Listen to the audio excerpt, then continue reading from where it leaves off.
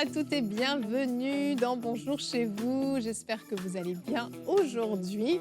Et notre thème du jour est guérir de l'absence du père. Alors, dans certains cas, c'est une absence physique. Dans certains cas, une absence d'âme plutôt. Donc, votre père a peut-être été là, mais il était absent de pensée, absent de son implication dans votre vie. Dans tous les cas, ça crée des séquelles et ça demande une guérison. Donc, on va parler de ce thème aujourd'hui avec le couple Kabouya. Hello Evelyne. Bonjour Evelyne. Vous allez bien? Très bien. Très bien, par la grâce de Dieu. Merci à vous d'être là, parmi nous, sur ce plateau. C'est un honneur. Merci de nous avoir. Merci de nous avoir. C'est un plaisir, vraiment, partagé.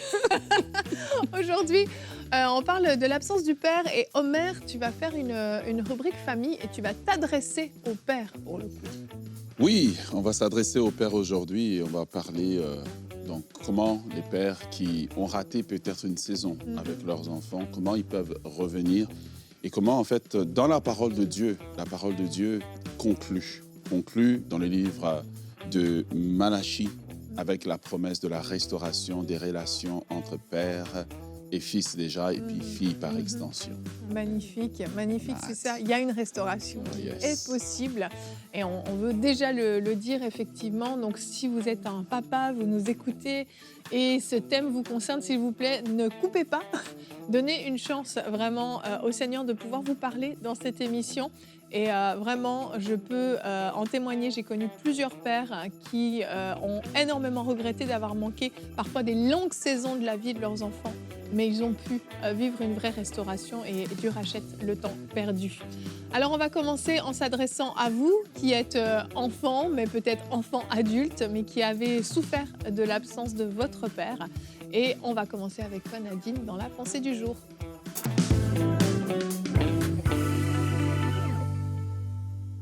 J'aimerais commencer cette pensée en faisant cette déclaration. Un père, c'est important. Un père, c'est important dans une vie. Et même si vous êtes dans un milieu, un contexte, une société qui ne valorise pas la présence d'un homme dans le foyer, c'est important d'avoir un père. Un père, ça stabilise.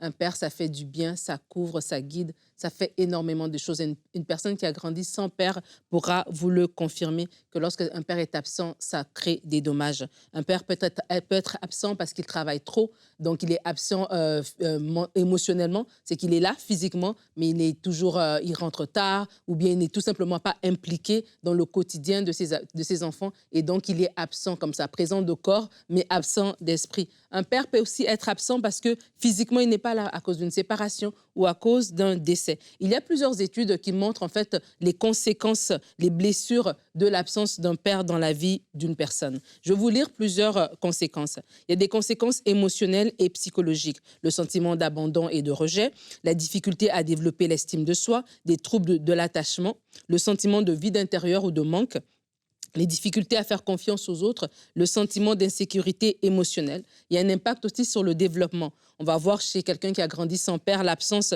de modèle masculin donc pour la construction de son identité, spécialement chez les garçons, des questions identitaires, le manque de soutien dans certaines étapes de développement, les difficultés potentielles dans l'apprentissage des rôles sociaux. Au niveau relationnel, on peut avoir des difficultés dans les relations amoureuses à l'âge adulte, la peur de l'abandon dans les relations, la reproduction possible des schémas relationnels dysfonctionnels, la difficulté à établir des limites saines et les conséquences sociales et comportementales. On voit le risque accru de comportements à risque, particulièrement chez les adolescents, donc la rébellion, la délinquance, etc. La recherche des figures paternelles de substitution et dans certains cas, un impact sur la réussite scolaire. Évidemment, ça varie selon l'âge aussi, la raison pour laquelle le père est absent, si c'est un décès, si c'est parce que le père est parti, n'a pas reconnu sa paternité, si la personne était très jeune quand c'est arrivé, etc. Tout ça peut avoir des différents impacts. Mais de toute façon, nous, on est enfants de Dieu. Nous sommes dans le royaume, nous appartenons à Dieu. Et alors qu'on est enfants de Dieu, nous avons la possibilité de se défaire de toutes ces conséquences qui ont été mentionnées par la science. La Bible dit, dans le psaume 68, au verset 6, « Le Père des orphelins, le défenseur de veuves, c'est Dieu dans sa demeure sainte. » Et j'aimerais juste vous encourager. Alors qu'on parle de ce sujet, peut-être que certains d'entre vous, vous vous reconnaissez parce que vous voyez que dans votre vie, il y a un manque d'amour, une difficulté à établir des relations, une recherche comme ça d'un amour masculin, une recherche comme ça de l'approbation des autres parce que vous souffrez du rejet de ce Père-là qui vous a abandonné. Dieu est votre Père par excellence. Et alors, dans cette émission, on va prendre le temps de prier avec vous, de discuter davantage dans le reste de l'émission, mais vraiment, j'aimerais vous rassurer que même si la science vous disqualifie, vous n'êtes pas une demi-personne, vous avez un avenir et Dieu qui est avec vous va vous permettre de pouvoir avancer. Amen. Merci Nadine. Ben, c'est certain, il y a des conséquences à l'absence du Père, mais je te rejoins tout à fait, c'est que le Seigneur est bon et en fait met à notre disposition des moyens de pouvoir guérir, des moyens de pouvoir être restauré, de combler peut-être, oui, ce problème identitaire éventuellement, ce problème d'estime de soi, ce problème émotionnel qu'on peut avoir suite à ça. Mais Dieu est capable de le combler. Notre verset du jour nous parle de Dieu qui est notre Père. Ésaïe 64 au verset 7. Et pourtant, Éternel, toi, tu es notre Père. Nous sommes l'argile et tu es le potier qui nous a façonnés. Nous sommes tous l'ouvrage que tes mains ont formé. Amen. Ce verset est tellement beau et j'aime cette traduction. On comprend que Dieu nous a lui-même tissés, lui-même formés, lui-même a déposé des choses en nous, lui-même, par son amour, on en parlait dans l'émission d'hier, par son amour nous a voulu, nous a désirés, nous a équipés et nous a placés sur cette terre. Bien sûr, on a tous une histoire différente, on a tous eu des rapports différents peut-être justement avec notre père. Certains, on a eu des pères extrêmement présents, mais d'autres des pères très absents, des pères peut-être méchants, des pères abusifs. Il y a toutes sortes de paternels différents. Et en fait, le Seigneur veut nous montrer par là que lui est le Père par excellence. Il est le Père des orphelins et c'est lui-même qui nous a voulu, c'est lui-même qui nous a tissés. Et peut-être que ton Père ne t'a pas voulu, peut-être que ton Père t'a abandonné avant même que tu sois sorti du ventre de ta maman. Ta maman était enceinte de toi lorsqu'elle l'a annoncé à ton Père, il est parti, tu ne l'as jamais revu et depuis toujours tu sens cet abandon. J'aimerais te dire que Dieu t'a voulu, Dieu t'a lui-même façonné dans le ventre de ta maman et c'est lui qui a choisi que tu puisses venir au monde parce que Dieu t'aime. Absolument. Et on parlait hier de la révélation de l'amour de Dieu. Et je crois aussi qu'il faut avoir la révélation de la paternité de Dieu. Moi, j'ai perdu mon père, j'avais 17 ans. Et j'ai vraiment vécu ça. Cette révélation que j'ai un papa. Parce que quand tu n'as plus de père, tu as l'impression que tu n'as plus de couverture, tu n'as plus de protecteur, tu n'as plus de quelqu'un qui peut te conseiller, tu n'as plus quelqu'un qui peut te défendre, en fait. Tu as l'impression que tu es abandonné. Et vraiment, ce sentiment de solitude-là, se comble par l'amour de Dieu et la révélation que Dieu est notre Père par excellence et de se dire que je ne suis pas une demi-personne parce que je n'ai pas de papa. Alors que je mets ma confiance au Seigneur, dans le Seigneur, il est capable de me restaurer et on peut guérir de l'absence de notre Père. Tu parlais d'un Père qui est vivant mais qui tout simplement ne veut pas de nous et on peut guérir de ça en ayant un environnement sain, nous on a des oncles, on a eu un grand-père qui est aujourd'hui décédé mais il était là, on a vraiment eu des gens autour de nous aussi qui ont été des modèles, qui ont été des hommes sur qui on pouvait compter, mais vraiment la première des choses c'est d'abord cette révélation de la paternité de Dieu et tu disais quelqu'un qui a été rejeté, un homme qui a renié sa paternité, qui n'a pas reconnu la grossesse, etc. On peut vraiment avoir un sentiment de vide, mais vraiment en tant qu'adulte, alors qu'on est adulte, on fait une émission, peut-être il y a des jeunes qui nous écoutent, peut-être des gens plus âgés, de se dire, comme ce verset le dit, OK, Dieu est passé par cet homme pour me mettre, pour que je vienne au monde, ben, je le bénis. Je le pardonne parce que je ne peux pas avancer si je suis toujours en colère contre lui.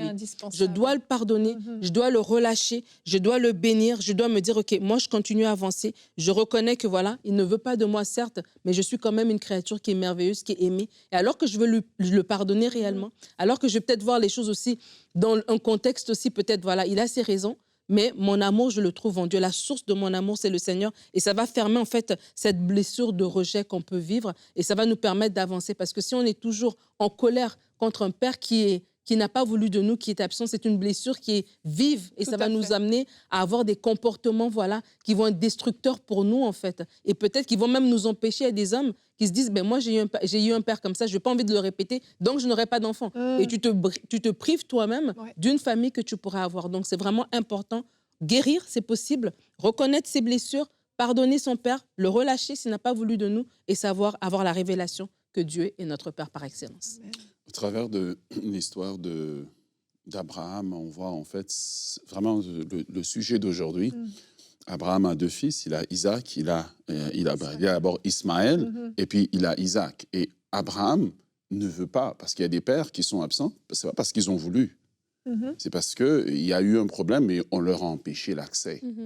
Et donc, Abraham se retrouve dans une situation où il doit laisser aller Ismaël.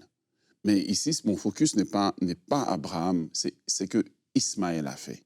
Le texte ne nous donne pas beaucoup de détails, mais on va voir Ismaël qui va venir, qui va se réconcilier avec Isaac et qui va être là lorsque Abraham est aux funérailles d'Abraham. Ce qui montre qu'il avait réussi à vaincre l'absence, le vide qui avait été laissé, cette blessure dont il avait été victime du conflit en fait entre, je dirais, deux mères ou 2 belles-mères qui ont été en conflit. Il s'est retrouvé. Et il y a des enfants, des adultes aujourd'hui qui ont été victimes du couple ou de quelque chose qui est arrivé entre... Oui. Et un choix a dû être fait. Vous avez été victime. J'aimerais juste vous encourager que comme Ismaël a réussi sa vie. Ismaël était puissant.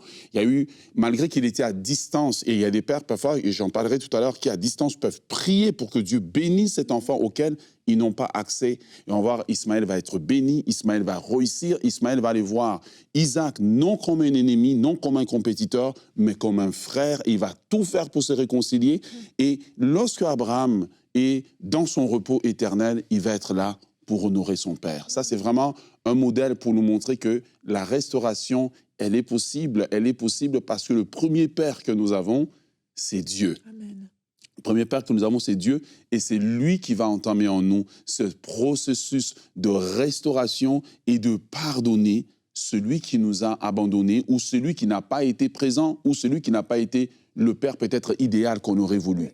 Alors, j'aimerais vraiment vous encourager à vous relever, à ne pas rester dans une colère éternelle. Et je crois qu'on va prier. Oui. Oui, et avant de prier, je voulais aussi mentionner, c'est drôle que tu en parles, parce que dans mon livre, je parle d'Agar et d'Ismaël. Et je voulais parler, et j'ai insisté sur le fait qu'on peut être un ex-conjoint, mais on ne peut jamais être un ex-papa.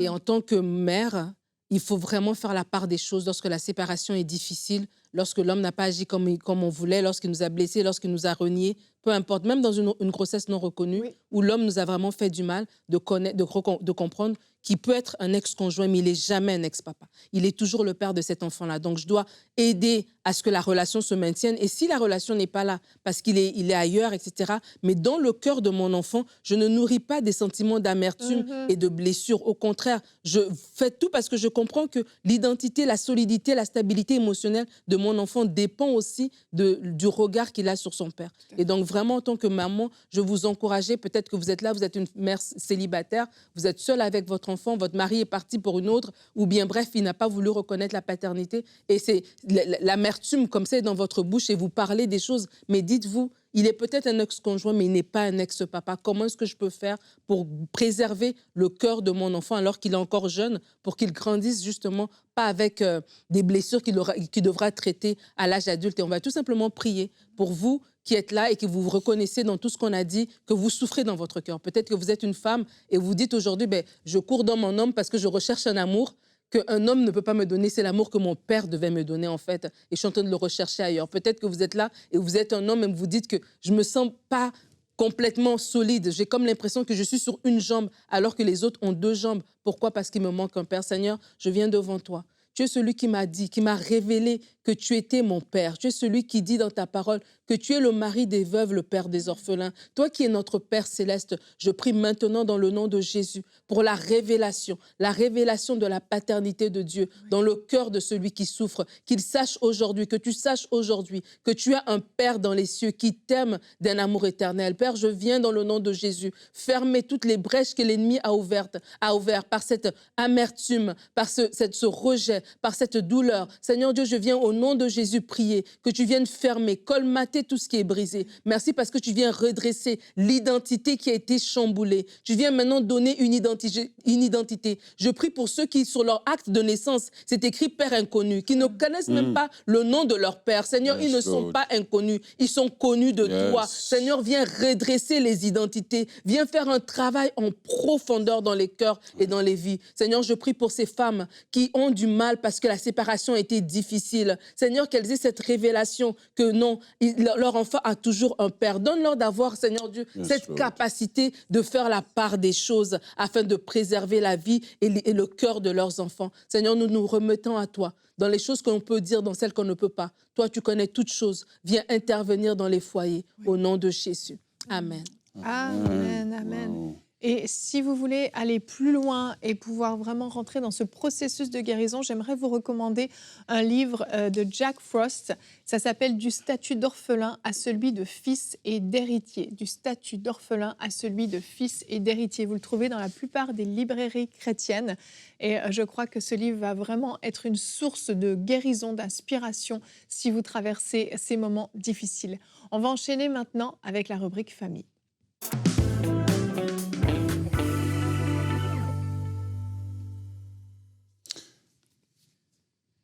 Je voudrais parler à ces papas qui ont été absents, ces papas qui n'ont pas pu jouer leur rôle, ces papas qui auraient voulu. Et je crois que nous sommes dans une émission avec un sujet tellement important et tellement sensible. Et j'aimerais vous dire que ce que je dis ici, je le dis vraiment avec le fond du cœur. J'ai eu la grâce et le privilège d'avoir un papa qui était hyper présent vraiment. Et mon épouse l'a vu. Au moment où vous lui dites que vous avez un problème, votre problème devient son problème. Mais il y en a qui n'ont pas eu ce privilège-là. À ceux qui n'ont pas eu ce privilège, j'aimerais vous dire, vous, en tant que père, c'est possible pour vous de rattraper la balle. Malachie, dans le livre de Malachie, l'Ancien Testament finit avec un texte que je trouve tellement intéressant et qui donne de l'espoir. On peut l'appliquer au niveau prophétique à Israël, mais nous pouvons aussi nous l'approprier pour nous.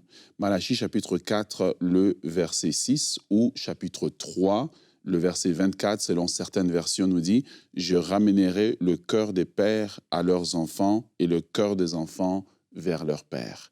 L'Ancien Testament finit avec une prophétie de la restauration des relations entre les pères et les enfants et les pères. C'est qui nous montre que c'est possible. Mais lorsqu'on parle de cela, en préparant cette rubrique, je me posais la question de regarder un peu qu'est-ce que les chiffres disent. On dit en mathématiques que les chiffres ne trompent jamais. En fait, l'absence du père est un phénomène qui est de plus en plus documenté.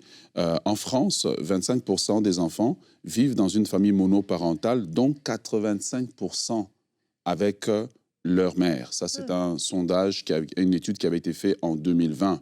Au Canada, l'étude de l'Institut Vanier pour la famille de 2016 montre que les enfants vivant sans un père sont deux fois plus susceptibles d'échouer à l'école et de souffrir de troubles comportementaux. C'est fou. En Belgique, une étude de l'Université catholique de Louvain, 2019, révèle que les garçons élèves qui sont élevés sans père ont 3 fois plus de risques d'être impliqués dans la délinquance juvénile. Sans parler des chiffres des États-Unis qui sont communément connus, 71% des adolescents en centre de détention ont grandi sans leur père. Et ça, ce sont les chiffres de 2021. 63% des suicides chez les jeunes concernent des enfants élevés sans leur père. Pourquoi je cite ces chiffres? Je cite ces chiffres pour que vous, en tant que père, vous, en tant qu'homme, vous puissiez en fait réaliser l'ampleur de l'absence sur la destinée et l'avenir de votre enfant. Peut-être que, comme Nadine le disait, vous vous êtes mal séparés et l'enfant devient en fait l'objet de la punition. Je ne veux pas le voir, je ne veux pas amener la pension alimentaire, etc. Mais il est puni, cet enfant, c'est son avenir qui est en jeu. Et comme Nadine l'a dit, un enfant qui grandit, un garçon qui grandit sans son père. Un jour, nous étions à la maison et j'étais en train de reprendre mon fils sur quelque chose et mon épouse est intervenue et ma réponse a été « Attention, je suis en train de former un homme ». Et il y a une différence de l'approche d'un papa. C'est vrai. La différence de voir un papa jouer avec son enfant, parfois les mamans ont le cœur. Et nous, on les balance en l'air. Et la maman dit doucement, et nous disons, je suis en train de le rendre solide. Voilà. Mais c'est ce lien-là, en fait, qui manque. Donc, en fait, ce qui se passe, c'est que l'enfant, lorsqu'il grandit sans son père, il développe en fait une masculinité fragile parce qu'il y a l'absence d'un modèle. Et l'enfant, lorsqu'il grandit, deuxièmement, sans son père, ce qui va arriver, c'est qu'il va développer en fait un manque de courage, de discipline et de résilience.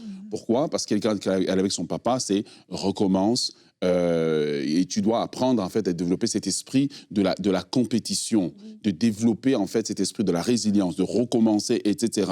Donc parfois, maman, quand elle va regarder sur le côté, elle a l'impression que papa est un sans-cœur, mais papa, il comprend que lui, il va être un responsable demain, et parfois, la vie ne va pas lui envoyer toujours les cartes les plus faciles. Il doit apprendre à faire avec peu, il doit apprendre à développer de la résistance. Donc à un moment donné, ben oui, l'enfant a besoin de son papa qui va être là, non seulement pour l'encourager, mais aussi pour le challenger.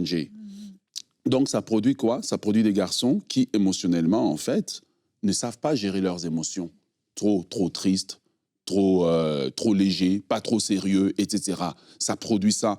Pourquoi? Ça, c'est l'absence du père. Et quand on parle de l'absence, on ne parle pas seulement de l'absence physique, mais aussi les pères passifs, en fait, qui sont juste là, des pères, en fait, démissionnaires, trop occupés avec leur carrière, etc., alors que l'enfant a besoin que vous l'aidez à stabiliser ses émotions. Comment balancer tes émotions? Parle-moi, qu'est-ce qui se passe, etc. Donc, numéro 4, c'est que ça fera des futurs hommes qui ne sont pas capables d'assumer leur rôle en tant que chef de famille. Et ça, c'est aussi un phénomène qu'on va voir aussi aujourd'hui, même dans l'Église. L'Église en est victime parce que les sœurs vont arriver, on leur a fait des séminaires, c'est là, et les garçons arrivent, ils ont souvent grandi dans des familles où ils n'ont pas eu une figure masculine qui a été là, et donc ils se retrouvent dans une situation où ils doivent être des hommes mariés, des chefs de famille, et ils ont du mal à assumer ce rôle où ce rôle leur pèse. Mais la question aujourd'hui, c'est comment revenir, comment rattraper ce retard que vous avez, ce vide que vous avez. La première des choses que vous devez faire, c'est reconnaître votre erreur, reconnaître votre absence, et demander le pardon à Dieu et vous pardonner. Ne pas vivre dans une culpabilité maladive, mais vous pardonner. La parole de Dieu nous dit que si nous confessons nos péchés, il est fidèle et juste pour nous les pardonner. Dieu nous pardonne aussi nos absences et prendre la décision d'être présent. Maintenant, c'est là qu'on rentre au cœur du sujet. Au moment où vous décidez d'être présent, rappelez-vous que votre enfant, il a vécu des choses que vous n'étiez pas là. Donc, vous allez le prendre à un certain stade de la vie. Comme on dit, le train était déjà en route et vous devez sauter dans ce train sans vous casser la figure et arriver là parce que vous avez été absent et cet enfant a vécu parfois des choses. Vous arrivez là, peut-être c'est déjà un adolescent. Comment rentrer dans la vie de l'enfant? Entre 0 et 5 ans, eh bien, l'enfant est encore petit et là, vous devez apprendre à construire le lien de l'attachement. Parce qu'à ce moment-là, l'enfant a peut-être des émotions, mais l'enfant comprend qu'il a besoin du père. Donc, vous avez besoin d'apprendre à passer du temps avec lui, apprendre à rentrer dans sa routine quotidienne, aller le chercher à l'école, etc., rentrer dans son environnement, en fait, créer un lien de confiance, parce que là, sa personnalité est encore en train de se développer et avoir des conversations qui rentrent dans son monde, en fait, comment ça a été à l'école, et lui raconter peut-être aussi comment c'était pour vous quand vous étiez enfant, etc. Donc là, entre 0 et 5 ans, c'est important de reconstruire, en fait, le lien de l'attachement. Vous voulez que l'enfant s'attache à vous. Par le jeu aussi. Par le jeu, oui. Apprenez à jouer. Apprenez à jouer. Apprenez à vous rouler par terre. Entre 6 et 12 ans, eh bien, l'enfant a commencé à développer une personnalité. Eh bien, vous devez apprendre à redevenir une référence stable. Pourquoi? Parce que l'enfant, à cet âge-là, il comprend en fait et il ressent plus fortement l'absence du père. Peut-être il a été comparé avec des amis à l'école, il a déjà commencé à développer ces blessures-là. Alors c'est important d'être présent et écoutez-le. Écoutez-le sans toutefois tout le temps vous justifier, mais laissez-le exprimer sa douleur. Et souvent, quand on réapparaît dans la vie de l'enfant, on en arrive avec l'argument d'autorité. Je suis ton père, écoute-moi. Mais en fait, cette autorité aurait dû commencer quand il était petit. Mais maintenant qu'il est un peu plus conscient, il faut laisser à l'enfant. C'est lui, en fait. Soyez présent et laissez-le parler. Le fait que vous le laissez parler, il va faire des pas vers vous parce qu'il ne vous verra pas comme étant la police dans sa vie, mais vous verra comme étant une oreille qui peut l'écouter et qui peut écouter, sa douleur, écouter les peines qu'il a à exprimer. Et donc, tranquillement, vous allez devenir un père impliqué en lui aidant, par exemple, à faire ses devoirs, en l'aidant, par exemple, à développer plus d'habileté au niveau de la compétition, en lui racontant. Et pour moi, c'est important de raconter, vous, à cet âge-là, comment c'était. Vous, à cet âge-là, comment vous jouez. Vous, à cet âge-là, comment vous faisiez telle et telle autre chose. Mais c'est surtout important parce que votre enfant, maintenant, vous observe. Respectez vos engagements. Vous avez donné votre parole, tenez votre parole parce que l'enfant va toujours... C'est comme si vous êtes tout le temps en mode évaluation. Pour rétablir la relation de confiance. Pour rétablir la relation parce qu'il sait qu'il avait été abandonné. Oui. Entre 13 et 18 ans, bien là, l'enfant, il a déjà développé toute sa personnalité. C'est important quand vous revenez d'essayer de rétablir le lien de confiance progressivement. Ça veut dire que là, essayez d'être l'ami parce que la base de sa personnalité, tout s'est déjà formé. Et à cet âge-là, il est important qu'il se sente respecté dans ses opinions, respecté dans ses choix. Et vous jouez plus un rôle d'accompagnateur, de conseiller, de mentor dans l'espace que lui vous donne. Parce que c'est maintenant lui qui a de contrôle et ne forcez pas la relation. Ça va prendre du temps, mais soyez plutôt un modèle inspirant. Et quand l'enfant va vous voir, ce jeune homme, j'aimerais dire, va vous voir dans ce que vous faites, introduisez-le, parlez-lui de vos projets, de ce que vous voulez faire, etc. Peut-être à cet âge-là, il est mûr maintenant que vous pouvez lui expliquer peut-être pourquoi vous avez été absent. Parce que le pourquoi demeure quand vous lui expliquez cela. Et demeurez toujours dans un esprit de prière. Priez constamment pour que Dieu puisse rétablir la relation, que les écailles tombent des yeux de votre enfant, que les lunettes de l'offense soient ôtées et que Dieu vous donne aussi ce cœur de père. Parce que parfois, on ne peut pas être un bon père lorsqu'on n'a pas eu un bon père. Donc, j'aimerais vraiment vous encourager à prendre courage. Chaque enfant est différent, chaque situation est différente. On a voulu donner les grands modèles ici. Qu'importe l'étape où vous êtes, vous pouvez revenir dans la vie de votre enfant. Rappelez-vous que la relation avec votre enfant ne s'achète pas, elle se conquiert. Oui. On dit conquiert en français?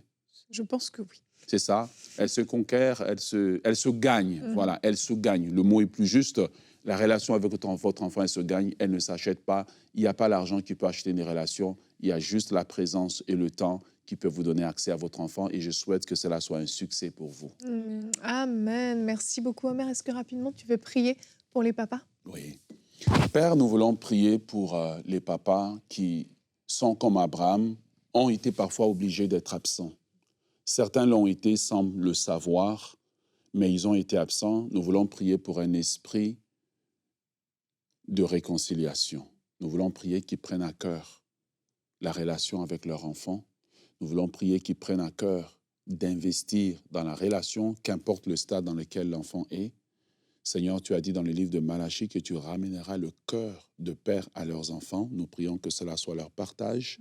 Et nous prions pour une ouverture de cœur de la part des enfants. Oui. Et nous voulons avoir des nombreux témoignages des pères qui ont pris conscience et qui ont fait de leur mieux pour rétablir la relation. En le nom de Jésus, nous avons prié. Amen. Amen. Merci, Omer. Et en tant que père, si vous voulez aller plus loin, vous pouvez aller écouter mon mari, donc Michael Lebeau, a prêché un message qui s'intitule « Où étais-tu, papa ?» Il est disponible sur YouTube. Un message spécialement dédié au père où il partage lui-même son expérience. Alors, c'était un thème passionnant. Je pense qu'on aurait pu faire facilement 1 heure ou 2 sur ce thème-là. On n'a pas pu tout dire, mais on a essayé de vous outiller au mieux et puis que vous puissiez vous-même aller plus loin dans la démarche. Ne vous arrêtez pas simplement à cette émission, mais allez vraiment plus loin. Demain, on se retrouve, on va parler du mariage. Comment savoir si je suis prêt? La grande question que les célibataires se posent. Et Nadine, tu feras une rubrique couple et relations. Quel est le bon moment pour se marier? Alors, on se retrouve demain. Merci d'avoir été avec nous et bonjour chez vous.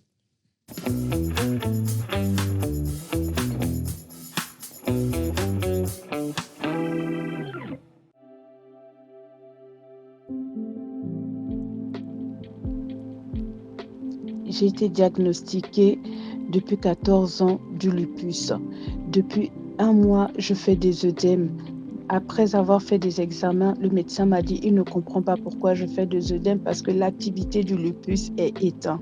Ça doit être somatique à cause des difficultés, des problèmes, des migraines, l'insomnie que j'avais et cela a développé aussi une sciatique, l'impossibilité pour moi de prier en étant à genoux, j'étais tout le temps assis, m'habiller en étant assise parce que la position debout me compliquait, reprendre la canne ou la béquille pour me soutenir dans ma marche.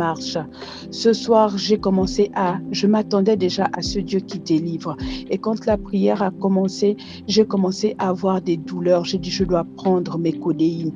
Mais j'ai dit non. Mes codéines ce soir, ce sera le Dieu de la guérison. Je m'attends au Seigneur. J'ai commencé à dire, Seigneur, je te fais confiance. Je dois dégonfler aujourd'hui. Ces œdèmes doivent partir. Ces œdèmes localisés, cette sciatique et ces migraines doivent disparaître dans ma tête. Ces angoisses doivent partir. Et quand le pasteur a dit, commencez à faire ce que vous n'avez pas l'habitude de faire, j'ai commencé à me baisser. Et en me baissant, j'ai eu de plus en plus mal. Mais j'ai dit, je dois le faire. Je l'ai fait une première fois, je me suis relevée. Une deuxième fois, je me suis relevée. Et j'étais en capacité après de le faire 10 fois monter et redescendre sans aucune douleur. Je me suis mise à genoux pour prier. J'ai senti comme une atmosphère de délivrance. J'ai senti que je dégonflais. Je me suis vue allongée comme si quelqu'un soufflait sur moi. Oh, le Seigneur est merveilleux. La douleur de dos, la douleur de sciatique a instantanément disparu. Les migraines ont disparu. Les douleurs de genoux disparu. Au nom de Jésus. Lorsque je vois les témoignages qu'on reçoit ici à MCI, je suis toujours bouleversée. Vraiment, le mot c'est bouleversée parce que je me rends compte que Dieu, il est tellement fort, tellement bon, tellement puissant. Il touche des personnes au-delà des écrans, des personnes à l'autre bout du monde. On voit tellement des choses extraordinaires, des guérisons, des vies transformées, des personnes qui étaient loin du Seigneur, qui reviennent, des nouvelles naissances, des foyers restaurés, rebâtis, des vies complètement transformées par la bonne nouvelle de l'Évangile. Et vraiment, ça me réjouit parce que je me rends compte que nous sommes privilégiés. Oui, le mot est privilégié. Nous sommes privilégiés d'être aux premières loges de ce que Dieu est en train de faire dans cette génération. Et vous et moi, nous sommes de cette génération qui voyons la manifestation de la gloire de Dieu. Et vraiment, je veux remercier chaque partenaire parce que c'est grâce à vous, grâce à votre soutien mensuel qu'on est en mesure de faire toutes ces émissions, tout ce contenu, toutes ces conférences, voilà, tous ces outils que nous offrons aux frères et sœurs afin d'être fortifiés dans leur foi. Et c'est vraiment grâce à vous. Et je veux encourager aussi certains d'entre vous, si vous n'êtes pas encore partenaire, aujourd'hui est le moment, maintenant est le moment de rejoindre cette grande famille des partenaires. Dieu est en train de faire des choses extraordinaires et nous sommes vraiment privilégiés de les voir. Alors je vous invite à aller sur emcitv.com/don et devenir aujourd'hui un partenaire avec EMCI. Dès maintenant, rejoignez la famille des partenaires qui donnent pour voir des vies transformées partout dans la francophonie. Pour faire votre don, rendez-vous sur emcitv.com/don.